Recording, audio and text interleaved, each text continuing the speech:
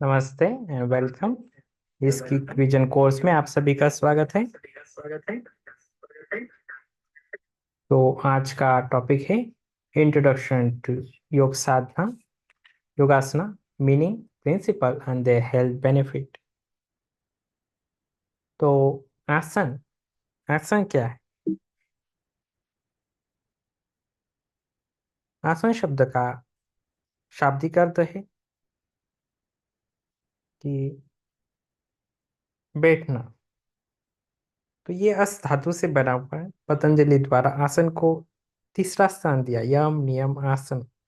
महर्षि पतंजलि द्वारा आसन को ऐसी स्थिति अथवा शारीरिक मुद्रा के रूप में परिभाषित किया गया है कि जो केवल स्थिरता, स्थैर्य की पुष्टि करता है, बल्कि सुखकारक और आरामदायक भी होता है। स्थिरम सुखम आसनम, इस परिभाषा से स्पष्ट है कि कोई शारीरिक मुद्रा जिसे पर्याप्त लंबे समय तक बनाए रखा जा सकता है, आसन कहा जा सकता है। इस प्रकार स्थिरता एवं आराम आसन की मुख्य विशेषता है। पतंजलि ने प्रयत्न, प्रयासों में ढिलाई तथा अनंत समापत्ति, मन में अनंत से मिलन की भी आसन की विशेषता बताया है। प्रयत्न शैथिल्य अनंत समापत्तिभ्याम 8247 का सूत्र है। तो उसमें पतंजलि ने कहा है, स्थिरता एवं आसन आराम प्राप्त करने के लिए आसन पेशियों या तंत्रिकाओं को तनाव दिए बिना होने चाहिए और मस्तिष्क का अनंत से मिलन होना चाहिए। ध्यान रहे कि पतंजलि ने किसी आसन अथवा मुद्रा का नाम नहीं लिया है। उनके द्वारा प्रयुक्त आसन शब्द के आगे अंगों अर्थात प्राणायाम एवं ध्यान क्रियाएं हेतु बैठने की मुद्रा मात्र की ओर संकेत करता है। ततो दंडवानी भी कहा था। इससे वह स्थिति आती है जहाँ सभी द्वंद्व समाप्त हो जाते हैं। इससे पता चलता है कि आसन करने से साधक को जीवन के सभी द्वंद्व अथवा प्रतिकूल परिस्थितियों जैसे गर्मी सर्दी, राग द्वेष, सुख दुख आदि सहने में सहायता मिलती है।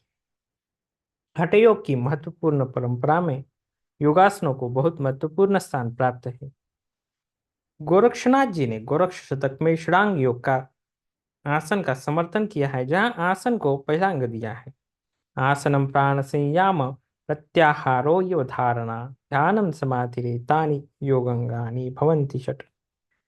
हठ योग प्रतिपिका में आसन को प्रथम स्थान दिया गया है। हठस्थ प्रथमांगत्वात् आसनं पूर्वमुदच्यते। जैसे कि हठ घेरन संहिता, घेरन ऋषि ने स्थापित किया है। घटस्थ योग को 7 अंगों की श्रृंखला में आसन को द्वितीय स्थान दिया गया है। शोधनम दृढ़ताश्चैव, आसन से दृढ़ता प्राप्त होती है। स्थैर्यम धैर्यम च लाघवम प्रत्यक्षम निर्लिप्तम च घटस्य सप्त साधनम। तो अन्य जो साधन है उसके भी यहाँ बेनिफिट बताए। उद्देश्य व उपयोगिता के आधार पर वर्णन। ध्यान आसन, सांस्कृतिक आसन एवं शिथिल करने वाले आसन, ऐसे ये आसन वर्गीकृत किए गए। तो प्रत्येक वर्ग में आने वाले आसन जो है वो थोड़े देखते हैं। ध्यान आसन, जैसे नाम से ही स्पष्ट है कि ध्यान में जो सहायता करते हैं, इस आसन का लक्ष्य एकाग्रता, स्थिरता, शांति और मानसिक शांति प्रदान करना है। मस्तिष्क को धारणा ध्यान समाधि के हेतु स्थिर बनाने के लिए यह आसन विश्राम युक्त एवं स्थिर स्थिति में लाते हैं।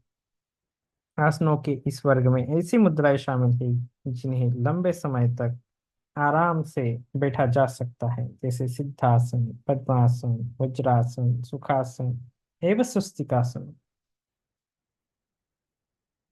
सांस्कृतिक दोष निवारण आसन, तो ये आसन होते हैं जो शरीर को फिर नया बनाने में उपयोगी होते हैं। आसन स्थायित्व एवं सुख की भावना लाते हैं।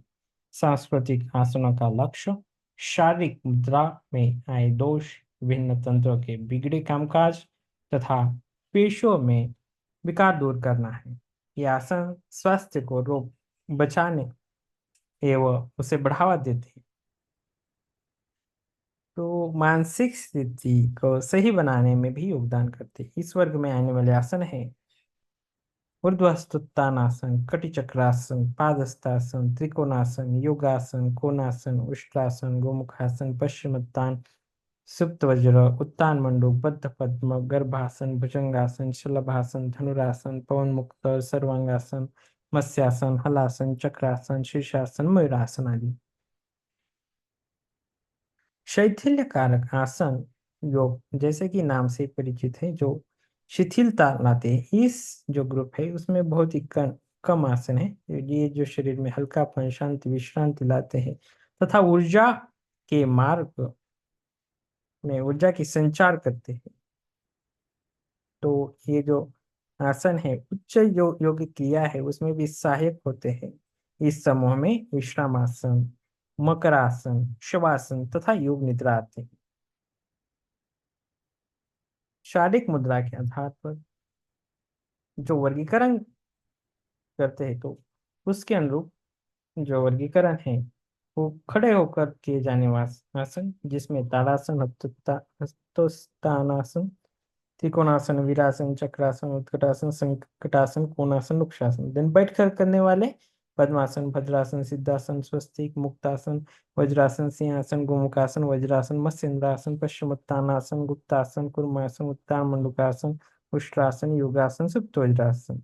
फिर पेट के ऊपर करने वाले जो आसन होते हैं वो समूह आता है, उसमें मकरासन, भुजंगासन, शलभासन, धनुरासन। फिर पीठ के ऊपर लेट कर करने वाले आसन पवन मुक्तासन, उत्तान पादासन, हलासन। फिर सिर नीचे और पाँव ऊपर करने वाले आसन जो होते हैं जैसे शीर्षासन। फिर संतुलनकारी आसन जिसमें चक्रासन, मत्स्यासन, शवासन, सर्वांगासन, विपरीत करनी, सर्वांग, शीर्षासन, मयूरासन, वक्रासन, कुक्कुटासन आदि आसन आते हैं। तो ये हो गया आसन का वर्गीकरण। अब आसनों से प्रभाव।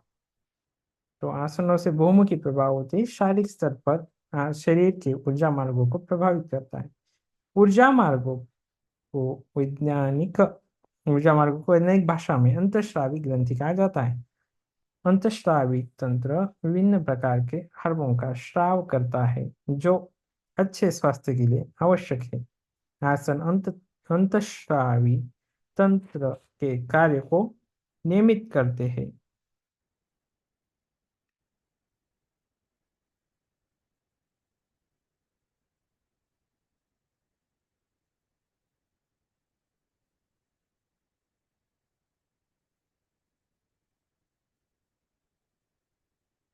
तो फिर अंतःस्रावी तंत्र विभिन्न प्रकार के हार्मोन का स्राव करते हैं और जो अच्छे स्वास्थ्य के लिए आवश्यक है।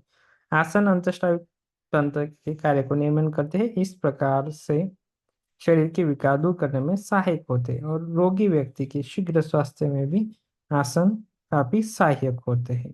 तो ये हो गया हमारा आज का topic, introduction to yogasana, meaning, principle and their health benefit. So thank you all of you. धन्यवाद।